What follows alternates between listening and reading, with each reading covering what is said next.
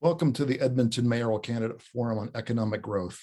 My name is Michael Overdune, and I have organized today's free and open event to provide a neutral, independent place to meet the top candidates to lead Alberta's capital city. This is also World Peace Day, and I'm hopeful that the discussion that we have today will remain peaceful as we pick up the pieces after yesterday's tumultuous election at the federal level. DiscoveryLab has formed a community with hundreds of ventures tackling challenges, including COVID-19, cancer, and climate change. Our network of hundreds of advisors helps these teams navigate hurdles to growth.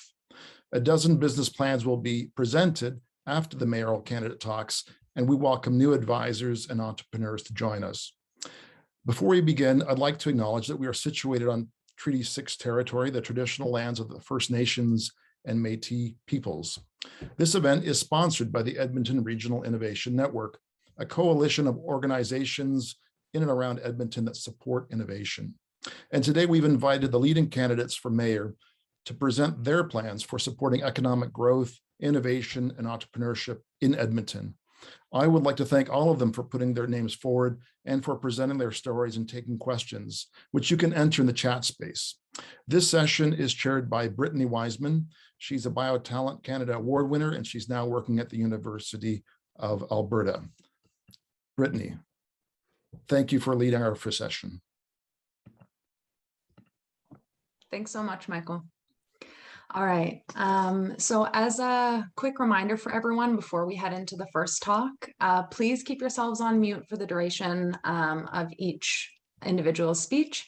If you do have questions throughout their discussion, feel free to put it into the chat space, and when they're finished with their discussion, I'll invite you to ask your question. And without further ado, I guess I'll introduce our first speaker.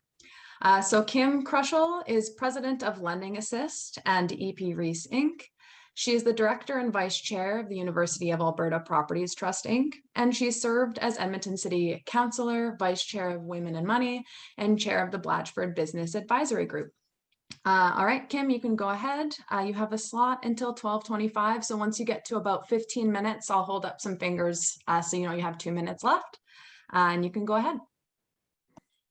Okay, well, thank you, first of all, Brittany, for the introduction. And although I should point out, now that I'm running for mayor, I have stepped down from the University of Alberta Property Trust Inc. Because I did not want any concerns around conflicts. But I'm passionate about the U of A. And thanks, Michael, for inviting us all here to talk a bit about our visions for entrepreneurs, business, and innovation in our city. And I want to thank my mayoral candidates for being here as well. You know, these are topics that I'm very passionate about, but I'm going to try to keep my comments brief to allow enough time for questions and discussion. You know, after nearly 2 decades in municipal government, I was both an executive assistant to a former city councillor, where I learned how to navigate the city bureaucracy because I was on the front lines taking questions every day. I took that experience to work when I got elected then in 2004, where I represented north of the river. And during that time, I got a lot of stuff done for Edmonton, from dealing with the very contentious airport issue to working on the development of the neighborhood renewal program, which is fixing neighborhoods today, to decommissioning the old trolley bus system, and to creating Edmonton's next gen, to create new ideas and engage 18 to 40-year-olds in our city. And then in 2013, I decided to focus on family. And in 2015, I started my first tech company. And today I can say that I have co-founded 2 tech companies. Lending Assist is in the legal space, and it speeds up business loan transactions and is used by law firms across Alberta. And then the other tech actually took off during COVID. It's called Treefort. Think Zoom, but specifically designed so that lawyers can ID verify their clients and handle all legal business across Canada without having to meet with their clients in person. And I'm proud to say that both companies have new CEOs in place, and I am ready to put all of what I've learned to work for Edmonton as our next mayor. You know, this experience as an entrepreneur gave me a real understanding of what it's like to run a business, to make payroll, to work a lot of overtime just to keep the lights on, and how scary COVID could be when my first tech company, we weren't sure we were going to make it. And I have a real sympathy for how sometimes businesses out there are facing some real challenges where the city is sometimes getting in the way instead of helping to get things done. I also learned how critical it is to build a team, whether you're in politics or whether you're in business, and to ensure that whatever you do, that you make sure you have good outcomes and that you problem solve, and that is how you're going to get success. Now, through my tech journey, I have encountered various other tech company founders and heard about some of the predatory practices that were happening in our Edmonton tech ecosystem. And in fact, these concerns I brought to the attention of council, and they did start doing reviews. But I also decided to join a group of founders where we created a group called BarTech. It was a volunteer approach where we helped founders get funding, media attention, and mentorship. And our only ask was that the tech founders that benefited from this initiative paid it forward in kind. And actually, it was through BarTech that we managed to support and help more tech companies to get into the NASA iTech pitch competitions and successfully win than any city in the world.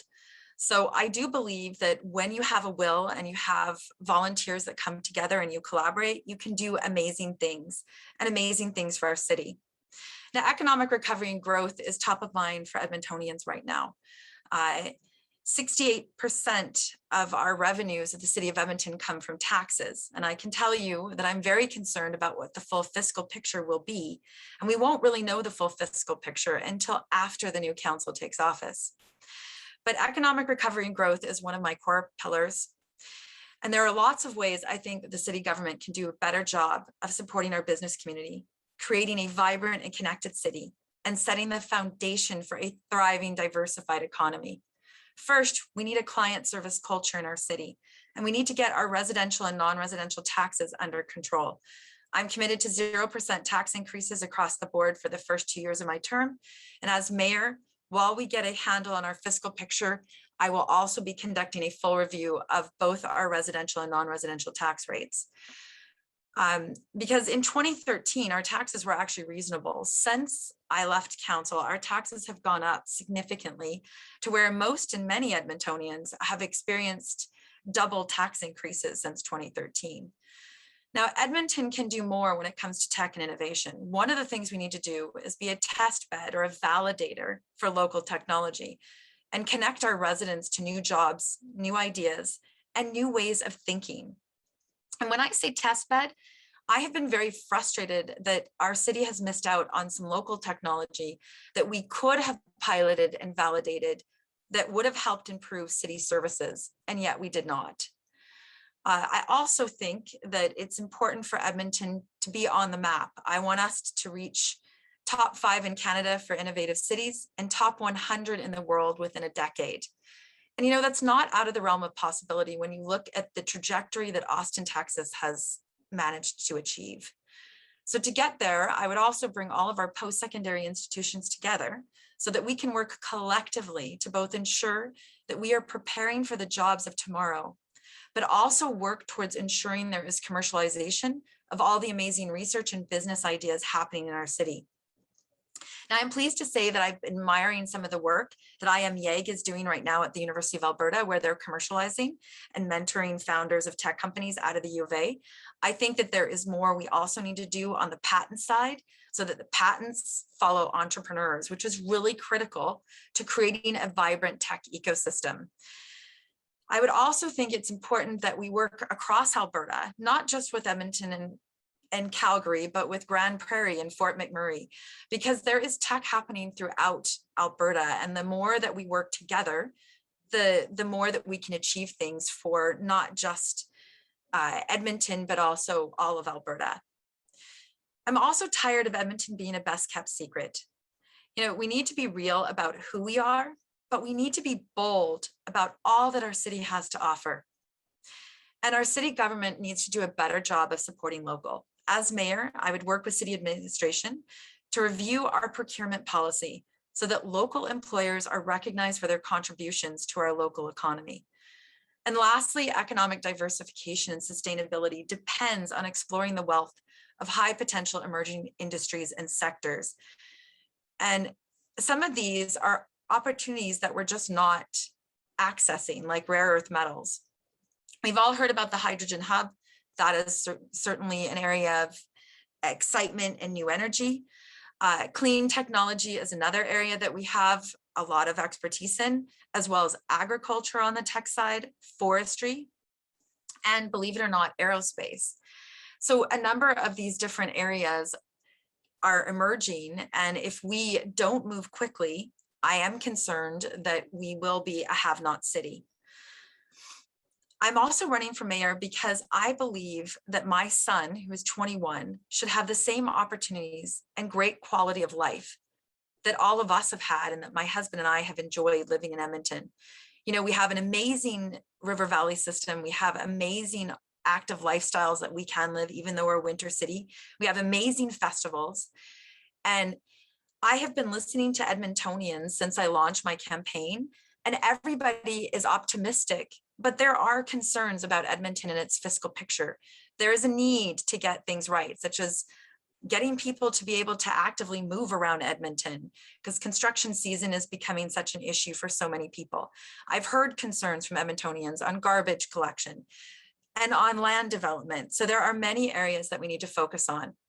But I believe that I am the only candidate who has provided a full platform with a framework guided by all of these conversations I've had, and that it's backed by my experience of nearly 20 years as a public servant and 8 years as an entrepreneur. And my plan is based on our needs and priorities, not on partisan ideologies. But let's be real. No platform can anticipate everything that our city and council will face over the next 4 years, and nor should it. So I think what voters need to know is what you can expect from me as your mayor. Well, I'm balanced and bold. I'm a collaborative leader, and I have a track record of getting things done for Edmonton. I believe this is the most important ballot that you'll cast in the next decade. And when you go to the polls on October 8th, don't vote against something, vote for something. And a vote for me is a vote for a thriving and diverse economy in Edmonton. Thank you. Awesome. Thank you so much, Kim, for your chat. That was awesome. So we'll start off with the first question. And Michael, if you'd like to unmute yourself and ask, you can go ahead. If anyone else has questions, feel free to put them in the chat and you can ask them after Kim has answered Michael's question. Thank you. Thanks, Brittany. Kim, the number of startups in Alberta has more than doubled in 3 years, and we're tackling major problems, including improving the healthcare system, generating new recycling systems, energy systems, but many of these companies end up thinking about leaving because of the lack of support for entrepreneurs and high growth companies that really want to grow fast. What specifically would you do to help entrepreneurs and high growth companies stay here? Well, I've already been doing it in a volunteer capacity through Bartech. We're on hiatus right now because of COVID, and I decided to run for mayor. But I think start with companies need mentorship, and they need mentorship from founders. So that is one of the things that a group of us have been doing as founders, is sharing what we've learned, sharing best practices. But then also what these tech companies need is access to capital. And that can be really tricky. There is a number of new VC funds that are popping up. I do think the city can play a role in terms of harnessing and working with and training our own individuals who do have the ability to invest within Edmonton.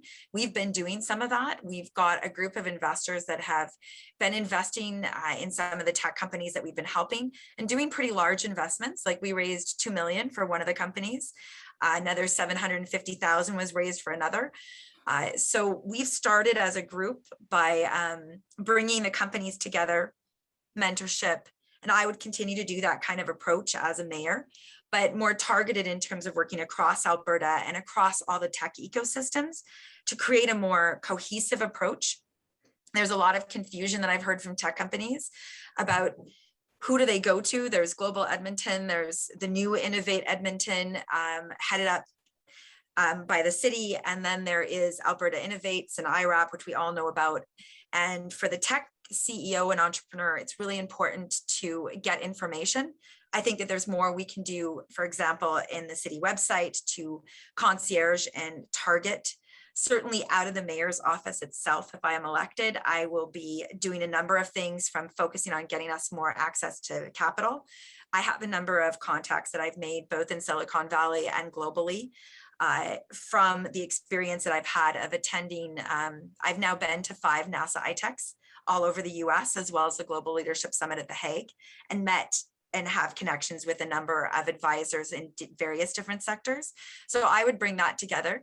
I think that it's important that we also provide experts that we do bring up here. Some I would tap from accelerators, but I think it's really important for entrepreneurs to have access, for example, to know how to protect your IP. There are lots of challenges around that. So for example, I learned from my first tech company that I got bad advice, unfortunately, on how to protect the IP. And with our second company, we actually did US patenting and are doing what we call PCT, which means we automatically get all the countries under the PCT agreement. And it's smarter for us to patent in the US because we're protected. So I would be a champion for working with the federal government, which I've already been doing. We brought up to the federal government at CES the fact that our federal government was spending a lot of money on trying to help entrepreneurs, but they weren't in the area where all of the VC funds and where all of the businesses come to look for innovation and technology. So there was a complete disconnect. They were in the wrong pavilion at CES. And you think about all of those wasted dollars, it was really frustrating. So we met with the feds, actually attended the leadership dinner at CES, and were able to meet with them in Edmonton at a later time and explain to them that they needed to move the booth to Eureka Park, which is where every other country in the world, including Egypt, was located. So for any of you on this call who have been to CES, you will understand how frustrating it would be for a tech company to go down there really thinking this was going to be a big deal for them. And it is. And being in the wrong pavilion and not meeting any of the key contacts that you need to meet as an entrepreneur. So there's a lot of things that I can bring to the table in terms of that. I like what Chris Misitich is doing at IMYAG. He's got a whole group and they are working very hard to work with commercializing tech out of the U of A, and they are looking at expanding that with other post-secondaries. So as I mentioned, I talk about post-secondary learners. I think that's really important. But again, the entrepreneur needs to keep the patent. That needs to follow the entrepreneur. Otherwise, you are correct. They will get to a point where they either leave because they're frustrated and they get to another institution that will support that thinking, or they will end up, unfortunately, not being validated or getting opportunity within Edmonton, which has been the other problem. And then they leave Edmonton because they can't get that validation from the city itself for certain technology that really the city should be looking at to improve customer service. Thanks so much. All right, I can talk forever. I'm very passionate about tech, as I'm sure you can tell. This is one of the reasons why I decided to step up and run for mayor. Thank you, Kim. I see, William, you've had a hand up for a while. If you do have a question, feel free to go ahead and then I'll move on with the next person.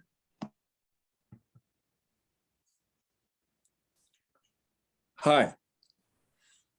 Hi, William. Oh, hi. Yes. Let's fast forward to 4 years from now. And you like to report to Edmontonians as to what has been achieved under your leadership in the past 4 years. What would you like to say to people? Well, I think we'd have a vibrant and connected city. And when I mean connected, that we would be in a position where Edmonton would be top 5 in Canada for innovative cities and top 100 globally. Now, the global will take a decade from our research, but well on our way. I would like to see a city where all Edmontonians feel they have a home, where we all feel safe, and where we all feel included. So an inclusive city. I would like to be able to report on the fact that hate crime has dropped significantly, because today it's up 219%. I would like to be able to report to Edmontonians that when we build things, that they're built on time and on budget, and that we have reasonable taxes, and that our taxes have continued to be reasonable, and that we have an abundance of jobs and opportunity for young people to make Edmonton their home. So those are some of the things that I would want to report on. And finally, I would want to say that we would have a client customer service oriented culture within the city of Edmonton, where we help business and facilitate business and identify and anticipate business of tomorrow. and where we play a major role in innovation and technology and be known as the city that has had the most success in validating technology and a thriving tech ecosystem. And finally, I would want to be able to report that we have no party politics involved in the city of Edmonton, and that we continue to focus on common sense and not ideology. All right, thank you, Kim. So we have just under 5 minutes left now, so we'll try to get through these last two that we have here. Michael Weinfeld, if you'd like to unmute yourself and ask your question, go for it. Okay. Thank you very much, Ms. Krushell. That was actually, I enjoyed your presentation and your thoughtful approach. I do, however, see some problems. And one thing you didn't really address is the boundary between the provincial government and city government.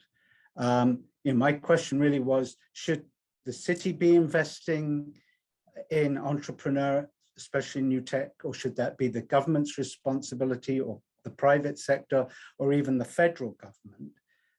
You say you don't want politics in this, but unfortunately, it's going to come in because the city has to work with a provincial government. And the current provincial government has drastically attacked the wellspring, I would argue, of much innovation in this province, which is our major universities. And so the U of A is a huge component of this city. And as mayor, you are going to have to run up against a provincial government that seems to want to quash innovation at the universities. So how will you handle that?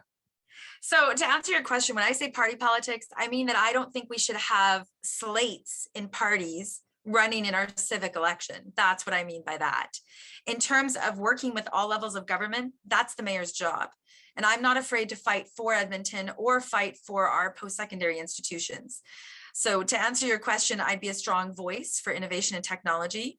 And I am very passionate that the province can do more. I will say this, I do think Alberta Innovates is doing good work. I do think that the IRAP fund is a good funding process, but I don't think the city should be funding VC funds. I think that should come from the private sector. I think what we can do better is identify those private sector people, which I have been doing in a volunteer capacity, and training them on how tech companies work, because they're different than a typical business in the sense that many tech companies will use a safe note as a vehicle for raising funds. And a lot of business people who've been successful in Edmonton don't understand what a safe note is. So there's an educational piece that we need to implement. And we can do that with both what we've been doing already in the volunteer capacity for BarTech, but I think with what, a group of volunteers are already doing with IMYEG, and expand that thinking with the City of Learners approach, where we pull in all the post-secondaries. And so by doing that, we can then go to the province and actually say, listen, here's data behind why, and we need to increase the tech sector. Here's some specific things you can do to make a difference. And this is where you should fund. And I think that we have a role to play there. And then we need to work to create a tech ecosystem, both regionally and provincially, that work together. Because tech isn't the same as a lot of other businesses. We actually, the reason why Silicon Valley, and I've heard this from many people in Silicon Valley, the reason why it's successful is because they collaborate. Even, they're competitive, but they're not competitive in the same way. And we've seen that with what we've been doing with BarTech. And so I feel that it's not the city's job to invest directly, but the city can validate tech. So I'll give you an example. We had a tech company that meets dark sky requirement. So they've developed really specialized lights. They save money.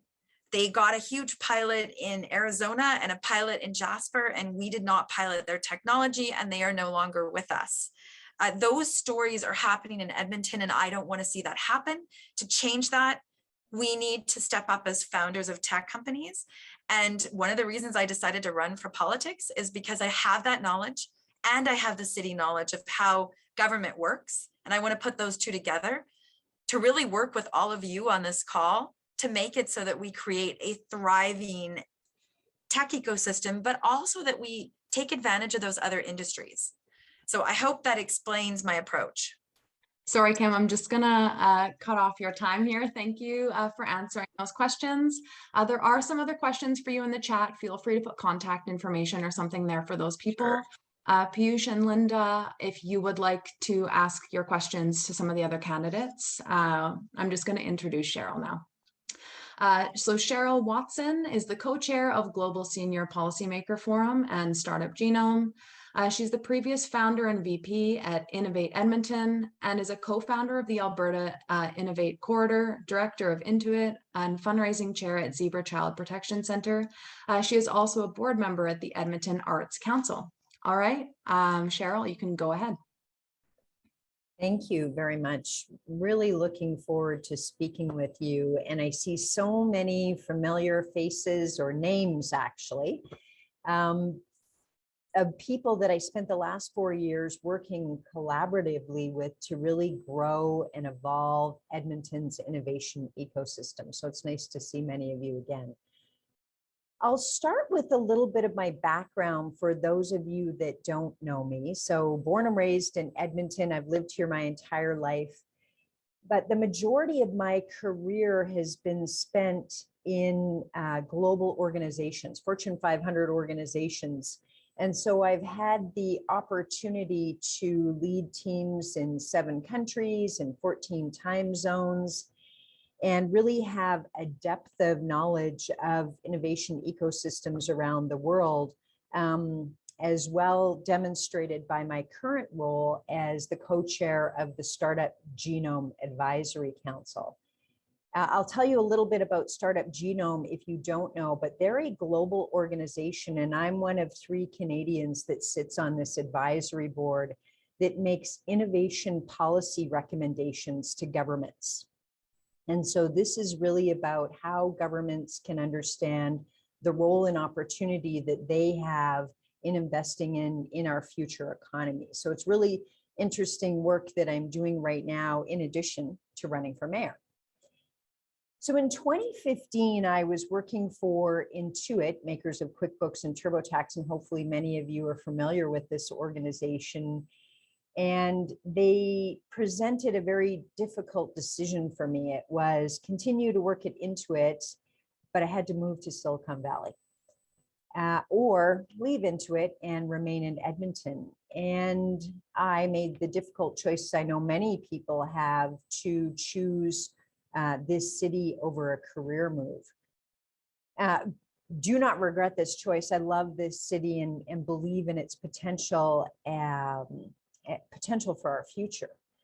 But I really had that opportunity through that experience of working around the world to do a comparison of Edmonton to many global leading cities.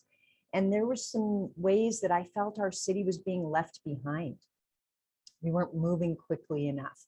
We really weren't a competitor when you think about the global economy. And so in 2016, actually, I joined the Edmonton Economic Development Corporation. I really wanted to fuel our economic engine, and very quickly came to the realization that we were ignoring our local economy, that we really weren't investing in our future economy. And a lot of the things that we were talking about were about attracting global investment or attracting companies to Edmonton rather than paying attention to what's being created right here. And so at the time, my division was called Urban Economy. And through global best practices, what we did was that we changed the mandate of the organization, renamed the organization Innovate Edmonton, focused on collaborating with the community to create the best possible environment for technology, innovation, and startup and scale-up company growth here in Edmonton. Some early work of Innovate Edmonton really was, number one, the recognition that we were cutting off a big source of investment with no direct flight to San Francisco. So I worked directly with our current mayor and industry to go down to Silicon Valley to secure seat investments, worked with the companies here in Edmonton to also secure commitment to having this flight returned to Edmonton. We were successful. The Air Canada direct flights to San Francisco returned. Our current flight situation is a whole different story today, in an industry that we are reliant on as a tech and innovation ecosystem.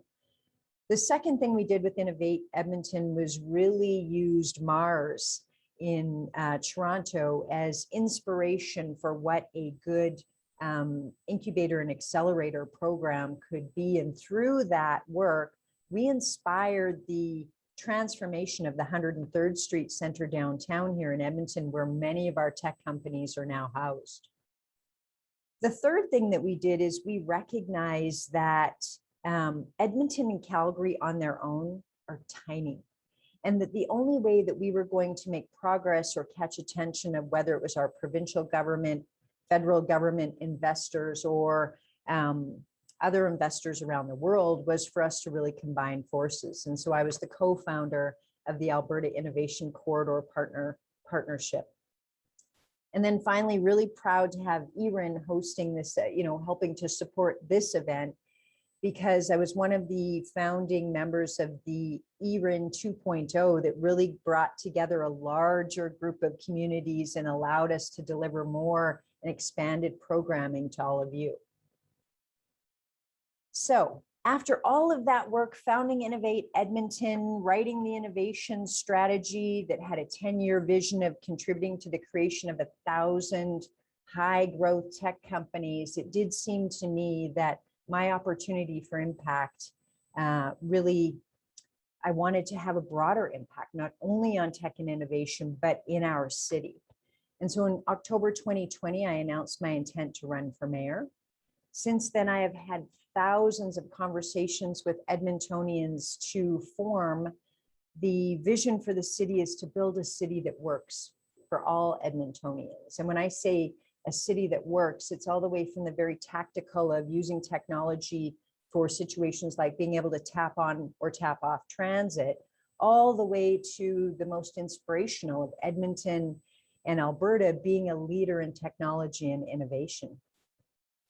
So I have three main platforms. The first is place, is to create a city that we can all be proud of. Getting back to high quality infrastructure, well-maintained infrastructure, so that we can build a beautiful, well-maintained, welcoming city, not only for residents that choose to live here, but those that are looking to visit our city. The second is partnerships. The City of Edmonton has a very clear mandate in the role that we have around infrastructure like transportation systems, transit services, parks and recreation facilities. There's a lot of things that are not within our mandate, and we're currently competing with not only private industry in some areas, but other orders of government and nonprofits. So it's time for us to get back to what our job is and be a really good partner to others. We need to repair our relationship with the provincial government. As a matter of fact, we currently have a very constrained relationship that is preventing investment in this city. And then the third is potential. It is our future economy. We are a startup city. More than 90% of the businesses in this city are small and medium, and we're an academic and talent powerhouse. We're leaders in research and innovation, and nearly 10% of the population in this city is enrolled in post-secondaries. And I want to combine these two factors so that those students can believe that Edmonton is a place for them to find a job. So my vision for innovation and technology in our city remains steady with the innovation strategy that I wrote with Innovate Edmonton, that has 5 key long-term strategies around leading the continuation and growth of our innovation ecosystem. Number 2 is that we ensure that we are scaling and expanding startup programming events and initiatives. Third is that we deliver new scale-up program. We know that that's been a gap in our city for some time, with a focus on talent, mentorship, and investment. And then fourth, that we engage Edmontonians to play an active role in our innovation ecosystem, whether it be through mentorship or investment. And then fifth is, how do we position Edmonton as a top city for technology innovation? So strategy remains true. It is Innovate Edmonton's job to carry out the execution of this business plan. I'm pleased that Innovate Edmonton seems to be now getting their legs underneath them. But as a city, I don't believe we are investing enough in our innovation programming. Right now, Innovate Edmonton only has $5 million of investment from our city and then a $5 million investment fund. We know leading cities are putting more investment into our future economy. And so that's one of my commitments, is really how do we make sure that we are setting ourselves up for success and investing the right amount of money in our future. So I'm looking forward to questions. I'm sure that you have a number of them, and really excited to hear what's on your mind. All right, awesome. Thank you, Cheryl. I would like to ask if those two that hadn't had the time to ask him those questions earlier, if you'd like to put your questions back in the chat and ask them also to Cheryl, you can go ahead. In the meantime, Michael, if you would like to unmute yourself and ask your question, you can go ahead.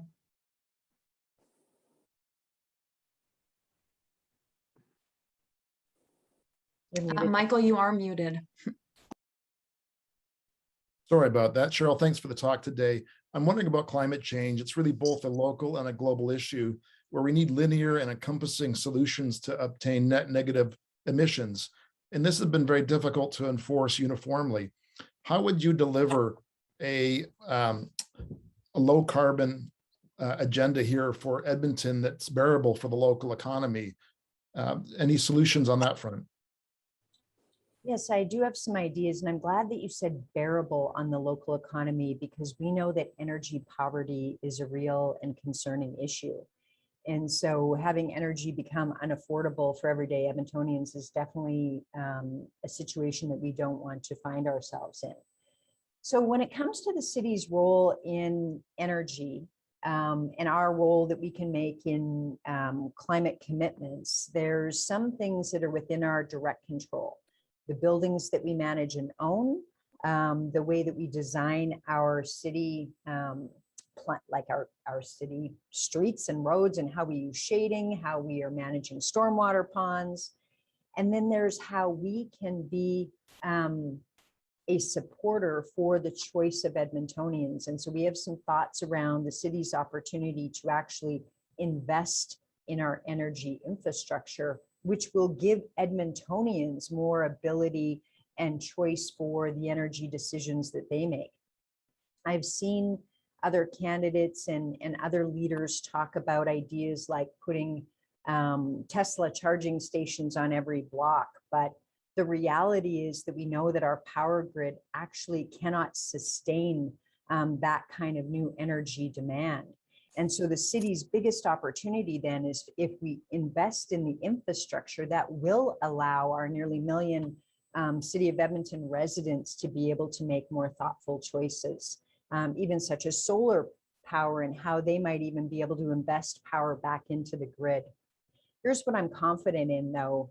We are energy leaders in this province, and we have some of the smartest minds in academic research and inventors and creators that I'm confident that if we create the right environment for you to actually be able to apply some of these new innovations, we will continue to be leaders in green energy. All right, awesome. Thank you, Cheryl. John, I do see that you have a hand up. If you have a question, feel free to unmute yourself and ask Cheryl. Hi, Ms. Cheryl. My name is John Yao. I'm the founder of a startup company in Edmonton. I just want to mention to you that I had a very bad experience with you when you was a vice president of the Edmonton Innovation.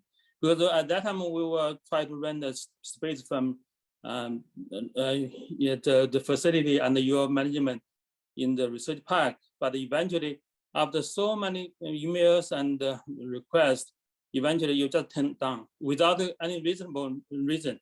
So I don't see how you are going to support the innovation community when you are mayor, because the experience with you is not pleasant for us, and I don't feel that you are supporting us at all. So for me, I just feel that it's not fair. You treat us, and you are not supportive. John, I'm sorry to hear that, and I'm disappointed to hear that if you were declined access into a program at the Advanced Technology Center at the Edmonton Research Park. I'm sorry that we weren't clear in perhaps why your company didn't fit into the program. So I do apologize for that. I'm happy to have another conversation with you, John, about your specific situation offline. Happy to put my email address into the chat so that you can reach out directly and we can talk more about your experience. Right, awesome. Thank you, Cheryl. I do actually have a question myself for you. So after the last year or so with post-secondary institutions losing a lot of their funding, especially because this is so important for not only diversifying the economy, but supporting the young people in our city and furthering research opportunities and kind of helping put Edmonton on the map. What specific plans do you have for supporting university institutions and our students of the city? Yeah, thanks for that question. It is critical. Not only for the reasons that you described around our future economy or what we know about our future economy and our current academic strengths, we also know that when people are choosing a city to live in, and our city has one of the youngest demographics in our country, there's two factors that they look at: the state of the health system and the state of the education system. And so these are both opportunities or current strengths that we have that are at risk. And so the city has a core role in advocating to the provincial government. And in my opinion, it's our responsibility to be strongly advocating for investment in those two areas specifically. But the only way we're actually going to have voice with our provincial government is if we combine forces with Calgary. And so this was proven in the last work that we did with Innovate Edmonton. It was challenging for us to work with the current government. And so the only way that we began to get attention was when Calgary and Edmonton began going to the meetings together.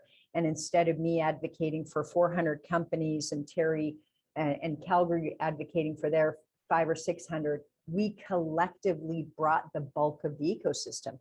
And so I announced a number of weeks ago the expansion of the original Alberta Innovation Corridor Partnership to be called the Alberta Economic Corridor Partnership.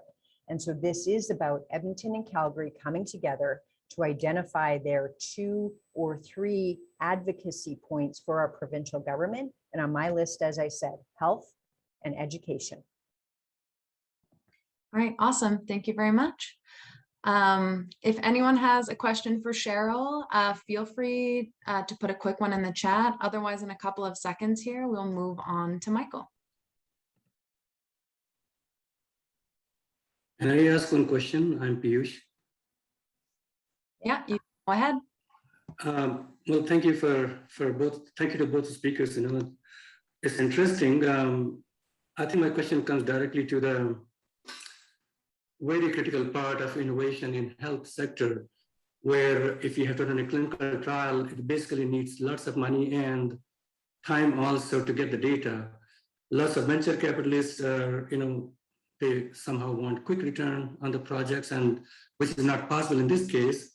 And if you apply for funding, you have to wait for the time, and funding companies, they don't, agencies, they don't give you that much money. So what's your plan to implement those kind of support to the companies here in Edmonton, basically? Thank you. Yes, well-known situation, and it was one of the most important, or that was one of the reasons that the Edmonton Research Park was originally set up, was because we knew that there were companies and research projects that did have much longer evolution or growth cycles. And so we need to recognize that there are more complex systems, and we are a health leader in this city, that will require longer term investments. Those investments need to come from all 3 orders of government, not only from the city of Edmonton, but from the province, but it is the federal government actually that also provides a number of investments into that space for these larger or longer term innovations. And so that's, I would say that our role is to make sure that we're collaborating with other orders of government to have the investment that we need here locally. Thank you, Cheryl. If you have any more information for that question, feel free to message him in the chat. For now, we will move on to Michael Oshry. Michael is the founder of Firma Foreign Exchange. He is the CEO of Blue Pen Capital. He served as Edmonton City Councillor. He has created Remedy Cafe. He is also a board member of the U of A Hospital Foundation, the Business Link, and a business mentor via the Venture Mentoring Service. Michael, if you'd like to unmute yourself and go ahead. Well, thank you, Brittany, and thank you everybody for being here. I'm going to give everyone a bit of a heads up, so have some questions ready because my comments are going to be quite a bit briefer than some of the other candidates. I really find that the best use of times like this is in the comments, so please be prepared. So first of all, nice to see you again, Michael. Thanks for having us and organizing it. You know, I'll talk about my background really quickly. I'm an entrepreneur at heart, and I've been an entrepreneur for my whole life. The big successful business I started, which is Firma Foreign Exchange, which started, you know, we started that company with $10,000 and now it transacts over $15 billion in foreign exchange payments. And we're the largest privately held financial services sector, a company in that sector in the country. And, you know, I've got hundreds of employees in 11 offices in 4 countries. And the way that we got there was by investing in technology early. So in the early 2000s, there wasn't any off-the-shelf technology, and we built our own technology. And so we've quietly, over the years, been a successful tech company in the city, and now we're morphing it into a really specific tech company. And so, you know, I had the full experience from starting off with, you know, IKEA furniture that didn't match into, you know, all the way through progressing into now where our head office in Edmonton has over 100 people and, you know, 20,000 square feet downtown. And I've always been around entrepreneurship and entrepreneurs. Some of you might not know that I've actually participated as advisor on DiscoveryLab. So Michael called me a few years ago and I did that for a brief period of time and learned lots and hopefully made some contributions. And you know, the people that are involved, that the ideas people are just brilliant. To be candid, sometimes I didn't understand what they were talking about. I was trying to pretend I did, but the technology and the ideas that are coming out are brilliant. And really the challenge is how to turn those into successful companies. You know, what my learnings are around startups. You know, startups are great, but at the end of the day, they need to make an impact. They need to hire people. They need to make a contribution to our economy. They need to pay rent. They need to do all these sorts of things. And you know, it can't just be ideas. We've got to figure out a way to turn these into viable businesses. Just as an aside from another perspective as an advisor, you know, the two things that I think that entrepreneurs don't really think enough about at the beginning is how to get their business to be investable or to produce revenue. You don't have to go the invest route. You can be producing revenue instead. So that's just as an aside. And I think we've got to figure that out and help people develop their ideas into viable businesses, like I said. And innovation is kind of a buzzword for me. I kind of, you know, I'll talk a little bit about being selfish from the city's perspective. So again, from the city's perspective, what I think the city needs is viable businesses that are hiring people, like I said, paying rent, paying taxes, purchasing things locally. And so really the role of the city should be, you know, what are you building and how can we help you? And I say that all over and over again. And that's really what the city should be doing, is how can we help people turn those ideas into businesses? And the ideas, like I mentioned, coming out of the U of A and Nate and others are fantastic, but we have to make them investable or producing revenue. And again, the role of the city is to help in any way they can. There's a role to attract investors, whether they're local or abroad. There's a lot of local investors, but they don't really understand the tech space. And so we've got to get them up to speed. You know, they know old school real estate and those types of things, but we need to, there's some, but we really need to do that. And then we need to attract investors from outside and then accelerators. And, you know, my plan is I announced an innovation investment fund that will be able to attract VCs and accelerators to the city that can make a big difference. And then we have to, the big picture of the city, diversify our economy. And, you know, the Edmonton economy is quite diverse already. But we really need to work on becoming what I call the clean tech capital. That's one opportunity. We need to transition existing businesses into technology businesses. You know, companies like PCL are buying small tech companies now, so it's on its way, but we need to really do a lot of work around there. We need to promote our airport, which people might not appreciate how big a deal that is. And then we have some, what I call, here's my another little business tip, unfair advantage. I always talk about what my unfair competitive advantage was. And so Edmonton has that with our AI and agribusinesses and advanced manufacturing. And so we've got some strong foundations that we can really, really build upon. And so, you know, I've lived this for 20 years. And so this is, you know, that with my 4 years of city council, I really do think I'm the best candidate, you know, in the running to positively impact these challenges that the city has. And so before I just close, I will just throw a couple of comments around not this sector. So if anybody's, when you're interested in my platform outside of this, you can go to the website, which is just my name.ca. And there we've got 4 themes around economic recovery, Edmonton for everyone, helping people that need help, small infrastructure plan, because we're not going to have the resources to do really big infrastructure projects, and installing fiscal discipline at the city and the bureaucracy. So those are kind of outside of what I think we're talking about today, but I'll leave my comments there, and I'm happy to answer. I'm pretty straightforward. I'll answer any questions about anything. So thank you very much, and off we go. Thank you, Michael. I will ask other Michael now. If you would like to unmute yourself and ask your question, you can go ahead. Sure. Michael, great talk. Thanks so much.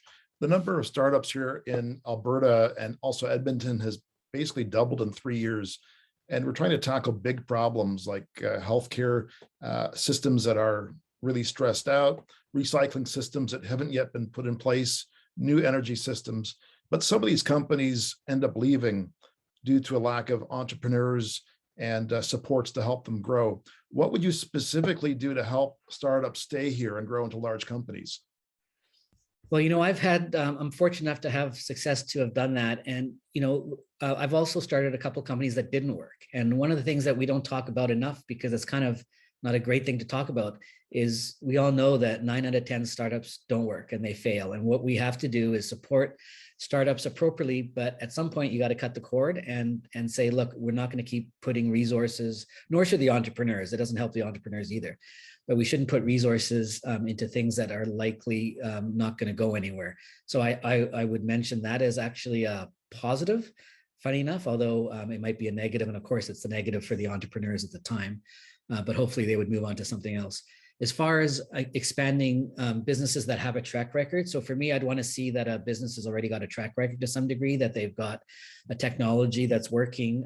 You know, I'm on the advisory board for G2V, for example, that came out of the university, and they've got something going there right now. And so, you know, then it's about, as a city role, to find funding for them, to find expertise, to find partnerships. And so that's where, you know, government needs to step in a little bit. But at the end of the day, the private sector is going to do what the private sector does. And so I talk about the government's role, especially at the municipal level, about what are you building and how can we help? It's really about connections and introductions and attracting investment and attracting people to live here that are really smart and qualified. You know, it's not about putting in into significant money into startups. We got to cut the cord on some of those and then really help the ones that have some potential. All right, awesome. Thank you, Michael. I have a quick question for you as well, similar to what I asked Cheryl. I do agree with you that supporting entrepreneurship is important, small innovation, business, 100%. But there are other issues that are occurring in the city, especially around supporting education and healthcare, especially over the last year since they've taken quite a hit. What do you specifically have planned to support education and healthcare, in addition to supporting technology and innovation? So, you know, obviously both of these things aren't really in the mandate of the city, but I will talk about a couple of points. You know, Edmonton has the best education system in North America, from kindergarten to, you know, post-secondary, as you all know, at the university. We've got just a phenomenal education system, but we don't talk enough about it. We've also got the opportunity to take all of the post-secondaries and work together to really build a culture around education, that we really have to celebrate how good our post-secondaries are around the city. And I think there's a huge missed opportunity there. As far as the damage that's occurred over healthcare, look, I was the first person that came out with a policy of how we're going to deal with COVID. My view is that the vocal minority has been getting their way on this thing. And I have no problem making tough decisions and having pretty forceful comments. And my early comment was to say that any city employee, anybody using a city facility has to be vaccinated. You can't make people stick a needle in their arm, but if someone's not vaccinated, they have to show a clear test every day at their own expense. And that's the kind of way that I would deal with some of these things. As far, we've got to just, everybody knows how we have to what we have to do to get out of these things. And I just get very frustrated that we listen to the minority of people on these issues. And, otherwise, the healthcare challenges that the province has is provincial. And one of the things that I talk about at my campaign is the city has to focus on municipal level issues, not trying to solve the world's problems and not trying to solve other levels of government problem. And so I think I might leave my comments there and let the province figure that out. Sure, fair enough. Thank you for your viewpoints.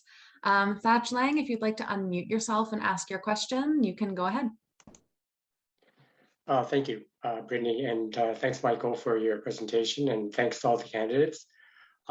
This is probably a general question for everyone, all the candidates, but maybe perhaps, Michael, you can address this with your platform as far as, rising cost of inflation and budget constraints for all levels of government.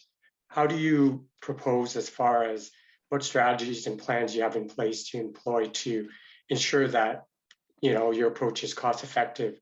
Mm-hmm. Obviously, some people have talked about rising costs of, real estate, also the rising cost of taxes and all that. Just curious as far as how, municipal government, what is their role, and how do you see yourself working with other forms of government to ensure that everyone is collaborative in a way that it makes meaningful impact to the overall the innovation agenda? So I'll answer the second part first. Just so as far as working with other levels of government, the relationship with the city of Edmonton, the important relationship is with the province. That's where we get most of our funding from. The cities only exist because of the MGA, which is the Municipal Government Act, and so which is provincial legislation. And so we have to fix our relationship with the provincial government. Right now, it's terrible. City of Edmonton, we lose technology money that's going down to Calgary. Our airport doesn't get funded. Calgary's does. The U of A's been cut. U of C's not. And we have this brutal relationship with the province. And so I'm going to spend a lot of time talking with them and fixing that relationship. And it doesn't matter to me who's in power there. Federally, the federal government finances things per capita, and it gets funded through the province anyway. So I think that relationship's a lot less important. As far as the taxes and the other thing, I've committed to a 2% tax decrease. And we can get there with over the next 4 years. And we can get there with a program and service review that I initiated when I was on city council, which was supposed to be done in 2017. And it's still not done, just showing you some of the challenges the administration has. And finding 2% savings on a $3.1 billion operating budget is not difficult. The budget, when I left in 2017, it was $2.7 billion. So it's increased by $400 million in 4 years, just to show you how the spending. And then we've got to deal with the city getting out of things like Blatchford, the $200 million 20 townhouse development that is providing no tax revenue to the city with huge risk on the table, and let the private sector do what the private sector does, and so does best. And so, I'm not a fiscal hawk, but we've got to really install some fiscal discipline at the city and really focus on municipal level services, not on everything. And I've committed to that 2% tax decrease. You can ask Amarjeet, who's on next, and I'll tease him a bit, because his plan ends up being 8% increase. And, inflation is 4% right now. And, people and businesses have been asked enough. We don't need more money. We just need better management. All right, awesome. Thank you, Michael. So about 5 minutes left. If anyone has other questions, feel free to put them in the chat. I do have another question from Michael. If you'd like to unmute yourself, feel free to go ahead and ask your question. Hi, Michael. I have a question. I hear that you're going to focus on municipal issues, which is important, but some issues are really cross-cutting. Climate change is a key one, where we need linear and also encompassing solutions at local and provincial and national levels. How will you work with the infrastructures and the other networks that are needed to try and bring together a coalition that will bring us to net negative emissions in the future? And how will you do that cost effectively? You know, the climate change issue is a serious challenge, but it's also a serious opportunity. And, you know, we have to attract investment on this side because government can't do it alone, but the city of Edmonton has to stay in their lane. And, you know, my plan is to have Edmonton become the clean technology leader in Canada, and it's totally doable. I'm going to create a clean technology investor alliance with post-secondaries, private companies, energy companies, investment firms, and I think we can make a big difference there. The Blatchford thing as an example, keep the same environmental goals there, but if you finally just develop that, that would fulfill all of the city's infill and environmental targets just by doing that, by the way. And then the city's clean energy investment program is really, really interesting. And that's a way where basically you put solar on your house or your business and you don't pay for it up front, and it goes onto your property tax bill. And then over the course of 20 years, or however you set it up, you pay it off. And so that's a way that we can really get some of that going without people putting up upfront cash. But they still pay for it over the end, and it just goes on the city's debt books at the beginning. So that's pretty interesting. And, you know, I've also committed to ensure that all buses that come offline get replaced by electric buses. So that's another way that the city can make an impact over time.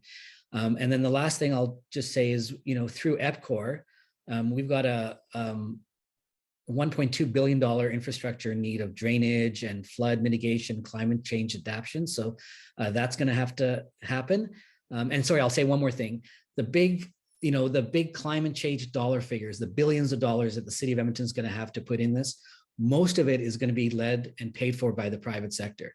And so it's not going to be tax dollars, it's not going to be government dollars. And so we have to enable the private sector to come up with some really practical solutions because they're going to be the ones spending for it. And that's another role that I see government stepping in on this. And so this whole issue is serious, but there's a serious opportunity here to also have some wins for our city. All right, awesome. Thank you very much, Michael. So with only a couple minutes left here, there are no more questions in the chat. So I invite you to leave your contact information there. And if anyone else has further questions for Michael that they would like answered, please feel free to contact him. For now, we'll move on to Amarjeet Sohi for the last chat of this part for today. He is the former Edmonton City Councillor as well. He has championed projects such as the Valley Line LRT, P3 procurement process for public-private partnerships, recreation centers, libraries, and Rogers Place Arena. He's previously was the Federal Minister of Infrastructure and Community and is the Federal Minister of Natural Resources. Amarjeet, if you'd like to unmute yourself, feel free to start your discussion. Well, first of all, thank you so much for having me. It's nice to see some familiar names in the online, and I wish we were meeting in person, but because of COVID situation, we have to make the best of the situation that is at our hands now. I do want to start, first of all, by acknowledging that I'm speaking with you from a traditional Treaty 6 territory. For me, that land acknowledgement is deeper than just ceremonial. I came to this city with nothing. I faced a lot of challenges when I got here: racism, discrimination, bullying in school, but this is a city, this is a place that has propelled me to live up to my fullest potential. And that was only possible because I had the ability to be on this Indigenous land and build my life here. So I want to make sure that I do that proper respect, pay my proper respect to this Indigenous land of opportunities. Some of you know me from my work on City Council. As a matter of fact, I had worked with some of you, building better infrastructure for our city, rec centers, libraries, providing quality public services that so many Edmontonians rely on, from public transit to to fire, to police, to community services, snow removal, and all the services that I am absolutely committed to providing. Actually, I'm the only candidate who speak directly about public services and investing in public services and continue to enhance our quality of life. Some of you know me from my work as a member of parliament and leading two major economic portfolios, infrastructure and natural resources. At infrastructure, I had the chance to work with the University of Alberta, NAIT, McCune University, Northwest, Concordia, to help design $2 billion post-secondary institution upgrading infrastructure fund that allowed so much investment to happen in our city to upgrade old labs and the research facilities that helped foster innovation in our city. And during my time in that role, I also secured funding for NAIT's Productivity and Innovation Center. If you haven't had a chance to go there, please do go there. Such a phenomenal facility would not have happened without my leadership. If you had a chance to go to Concordia, please go check out the Innovation Center there. Again, project that worked really hard to secure, and the innovation that project is fostering is absolutely phenomenal, including innovation based on indigenous knowledge and traditional practices. During my time, I have tackled major big things and I have accomplished big things. But that was only possible because I believe in collaboration. The challenges that our city is facing cannot be tackled by one individual or one institution or one office. What we need to mobilize is our community wisdom, our community resources. And I have the experience and I have the right temperament, calm, collective, measured, steady approach to leadership in time of uncertainty. And I have shown that. I have tackled controversial, very politically charged projects. I'll give you an example. Trans Mountain Pipeline Expansion project is was one of the most controversial projects in our recent Canadian history. I tackled that. I consulted with the indigenous communities, got that project underway and to the finish line. Will be done by the end of next year. Because I listened to people. Because I believed in the power of collaboration, that when you work together, you can find solutions to pressing challenges. And we do have pressing challenges from the state of the economy, how we emerge from this COVID, and what kind of new economic future that we build for our city. We need mature, steady, calm, steady leadership. The challenges of climate change that Michael talked about, not Michael Oshry, the Michael host.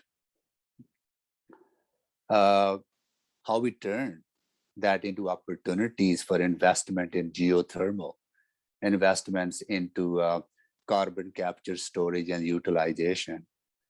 How do we foster new technologies to transition our economy and create those new jobs? The challenges that we're facing on homelessness, mental health, addiction, which is creating havoc in our streets, and people are dying daily in Edmonton streets or silently in their homes because of poison-laced drug overdose that our city is experiencing. That requires collaborative leadership, that requires the ability to work with the federal government and the provincial government and the regional partners. And I'm the only candidate speaking with you who have negotiated 21 bilateral agreements with every province and every territory from coast to coast to coast, delivering $60 billion in infrastructure fund. I'm the only candidate speaking with you who negotiated and led a team of leaders to invest $40 billion of private sector money in LNG Canada in British Columbia. So I have that experience that is necessary to grow our economy and build a thriving place, a place with opportunities, a place with well-paying middle-class jobs that allow us, people like me, to build my life here and succeed. But we also need to make sure that all of us Edmontonians are working together to tackle these challenges. And I will mobilize Edmontonians to build a better relationship with each other, to build a better relationship with regional partners, with provincial governments, and with federal governments. I want to briefly talk about innovation and the topic that is very near and dear to your heart and my heart as well. When I was a federal minister, I worked with Federation of Canadian Municipalities and other organizations to set up the Smart Cities Challenge. The role of that challenge was to foster innovation in our major urban centers as well as mid-size and small cities. That $300 million fund over 10 years is fostering a lot of innovation and creativity throughout this country. And our city actually did apply for funding through our Health Cities Initiative and other partnerships. I was the minister responsible setting up Canada Infrastructure Bank, $35 billion private sector institutional investment to deal with building better infrastructure and deal with climate change and investing into flood mitigation and other areas, right? So I have that experience. That's the experience that I will utilize to ensure that Edmonton is succeeding. Briefly, before I close my remarks and go into questions, I want to talk about standing up for our city. I'm disappointed that provincial government attacked our institutions, particularly post-secondary institutions, the way they did. University of Alberta is, the budget for University of Alberta is disproportionately being cut. And I was the first candidate, I was the only candidate actually stood up to this provincial government demanding fairness and equity for our city. I will never be afraid to stand up. But that does not mean, standing up does not mean that you be rude to people, that you be partisan in your engagement. Standing up collectively. My approach to advocacy is different. I believe that City Hall talking to province or to Ottawa alone is not going to be as successful. What I want to do is build a coalition of leaders from your sector, from post-secondary institutions, from a business community, from nonprofit sector, from community leagues, from cultural communities and faith organizations. Together, we will advocate for fair share. Together, we will advocate for better treatment for Edmonton and for our institutions. I have seen other municipalities do that effectively. And I want to model on those successes and build that broader coalition of leaders who will talk to our partners in a collective voice so we can deliver and build an Edmonton that we all expect to live in. In my vision, Edmonton for all of us. So with that, I will stop and get into our Q&A. All right, thank you so much, Amarjeet. I would like to invite Michael to go ahead and unmute yourself and ask the first question.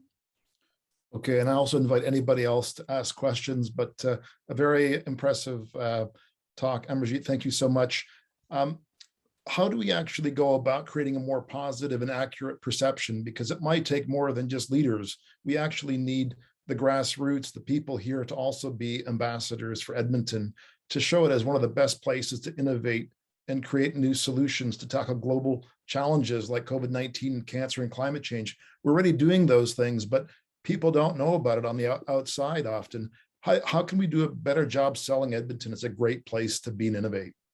Yeah, I have been championing Edmonton every day during my time, telling my own story of success. I started mopping floors. I started flipping burgers in our city. I started as a cab driver, worked as Edmonton transit bus driver, but also city gave me the chance to represent you at City Hall, then in Ottawa, then leading two major economic portfolios. My success is Edmonton's story. And that is the story that we need to tell. Our stories needs to be told by us to the rest of the world, to the rest of the country. The innovation that is happening at University of Alberta or Concordia or at NAIT needs to be highlighted and talked about and bragged about. Innovation that we're seeing in the health sector, the innovation that we're seeing in the reducing emissions in the oil and gas sector, the innovation that we are seeing in geothermal that I supported when I was a federal minister. We need to tell those stories, and we don't unfortunately tell those stories as much as we need to because we are very humble people. Sometimes our humbleness gets in our way, but we also need to tell that in a collective way, in a united way, not in a polarized way. I'm deeply, deeply concerned that our political culture has become so polarized, and I want to work hard to depolarize and tell our stories. All right, awesome. Thank you so much, Amarjeet. I did actually have a question for you myself. You mentioned working with other branches of government to support people experiencing homelessness in our city. And you also mentioned providing additional support to people who are struggling with their mental health. I realize that maybe some of these initiatives are out of the branch of local government, but I would like to hear more about what specific plans you have or initiatives or things that you would like to see put in place. Yeah. So I see the three roles for mayor's office. One is to ensure that city as a corporation is run as efficiently, as effectively, providing quality public services and all that city corporation does. That's one role. The second role under my leadership will be the champion of the community to each other. We need to pull each other together, not divide each other. We have racism in our city, we have discrimination. We need to foster reconciliation with the indigenous communities. We need to support small businesses. I will be that person who will bring people together and provide their facilitation and bringing people together so we can work together better. And the third role is the champion role. I'm the only candidate who's talking about that activist champion role for mayor's office, where we will work together to advance our community's collective interests. If University of Alberta is attacked and cut, I will be that champion, pulling people together on the university's behalf. We're working with them and working with the community. I will continue to, if I were your mayor today,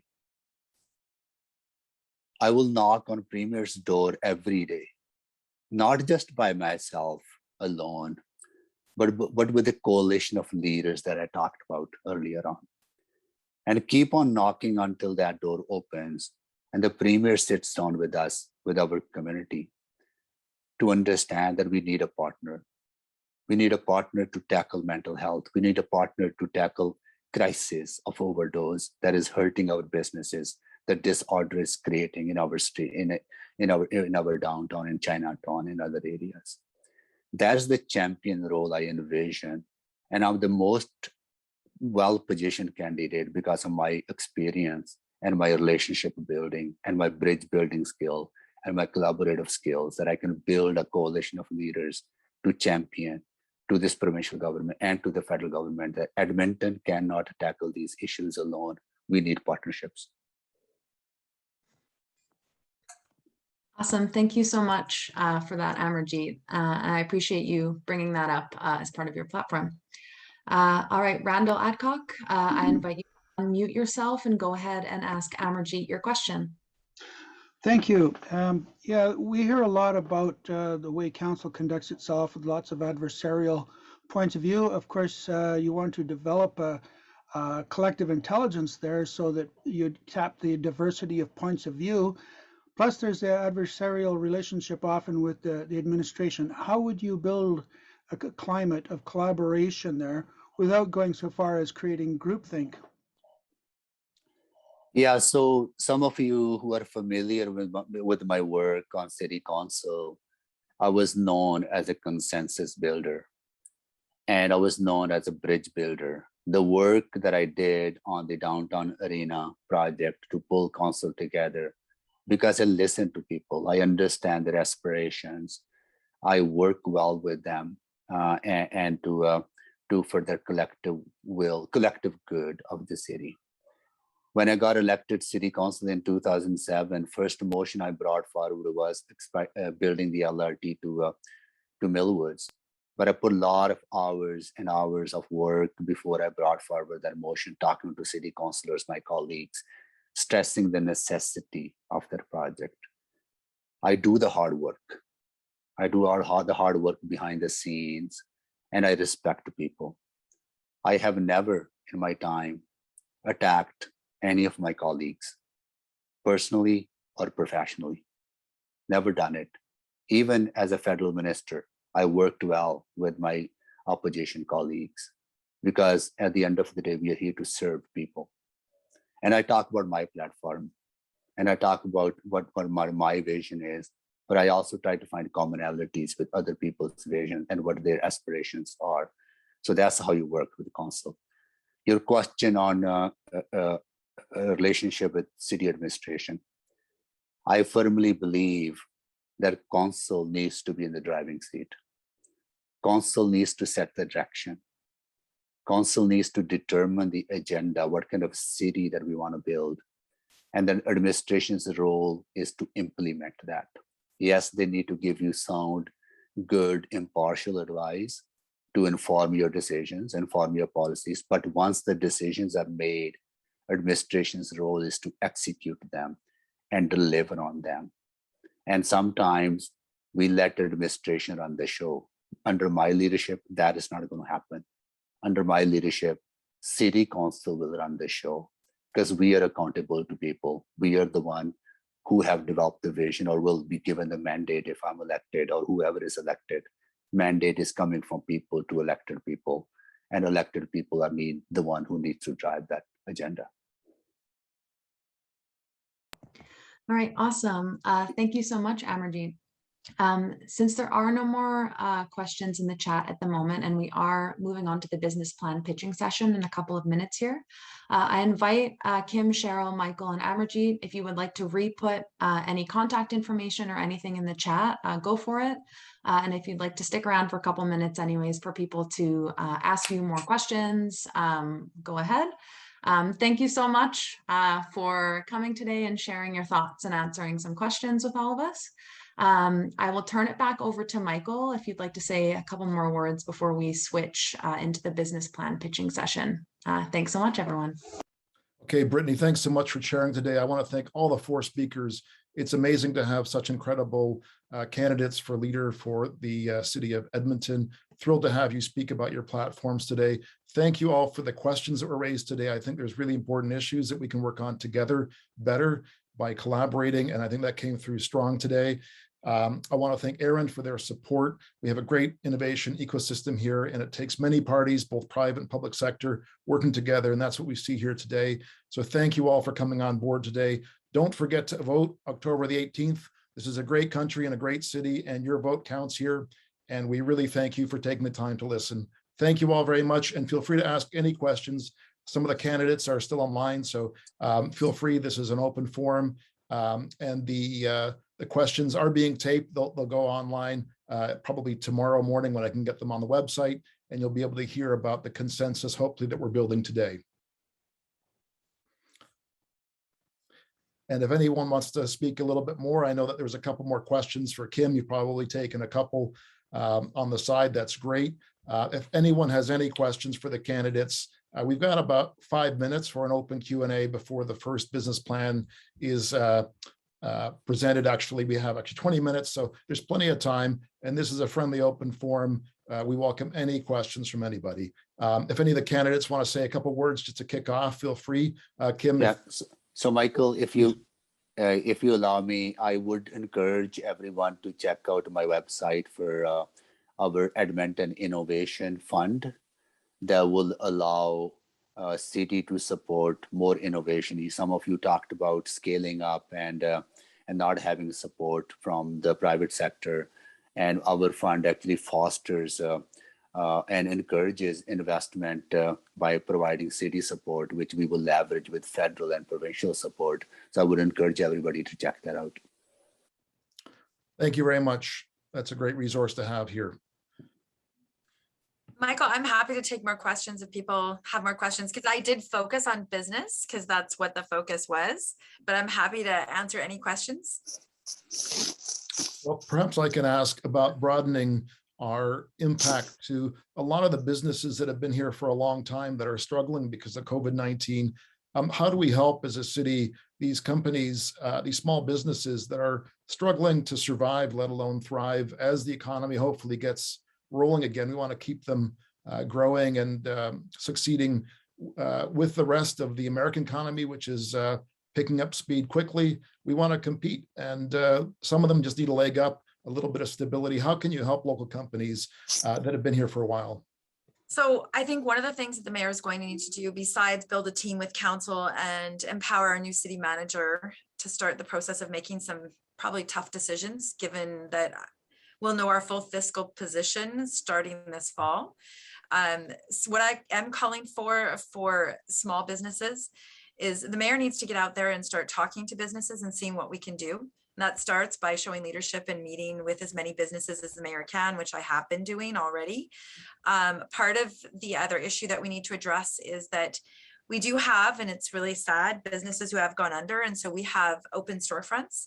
So one of the things that I call for is a no storefront left behind program, so that again, we can keep trying to, whether it's helping not-for-profits or what we can do to fill those storefronts, because again, that's going to be an issue.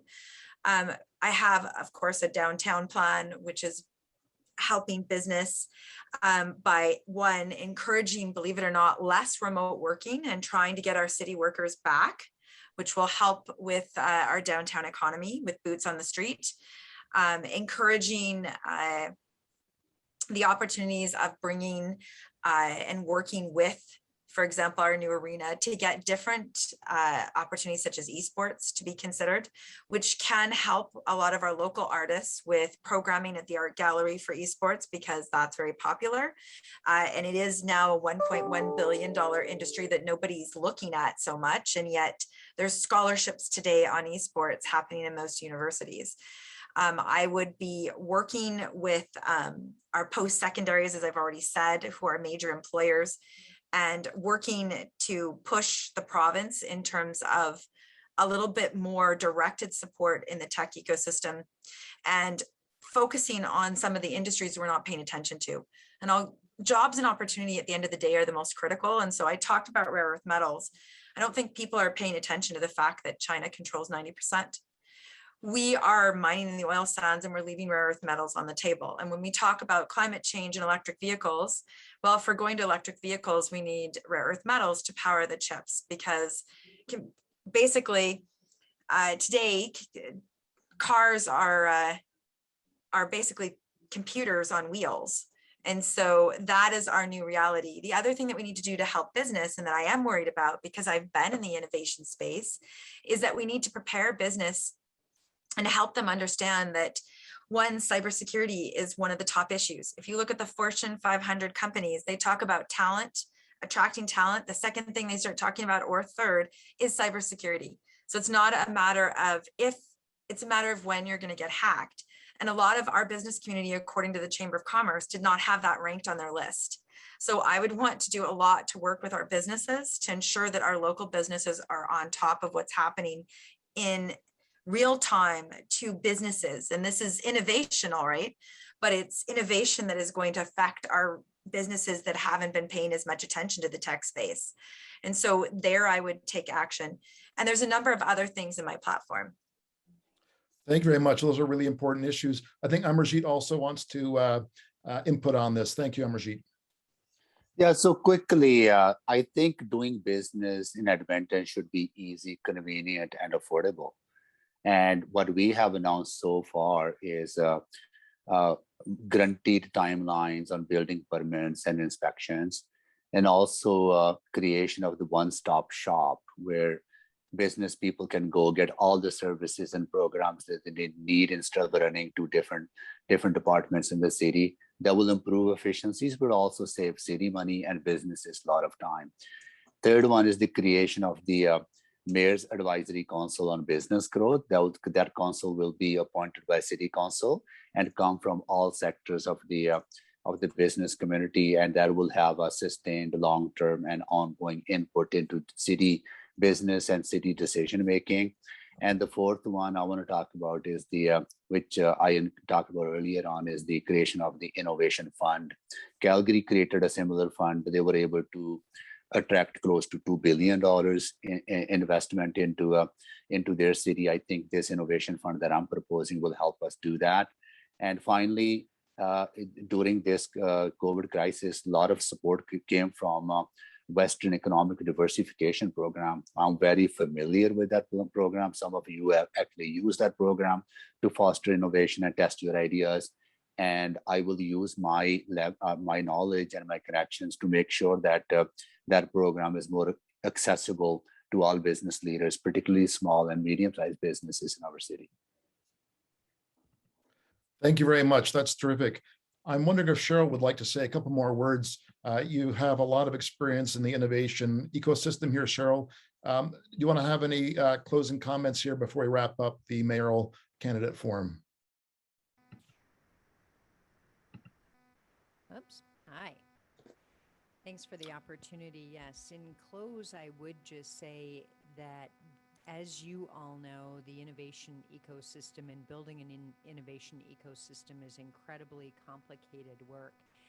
And so having spent the last 4 years doing just that, contributing to growing, evolving, setting our innovation strategy, I feel strongly that I am the most qualified and the most committed and have the deepest understanding really about setting our future economy up for success. So I remain committed to this work, continue to learn from global cities around the world through my role co-chairing the startup Genome ecosystem, and want to bring some of those global best practices here to our city. So best of luck to all of you with the ventures and your companies that you're creating here in our city. You are our future economy. Thank you so much. Thank you, Cheryll. And thank you all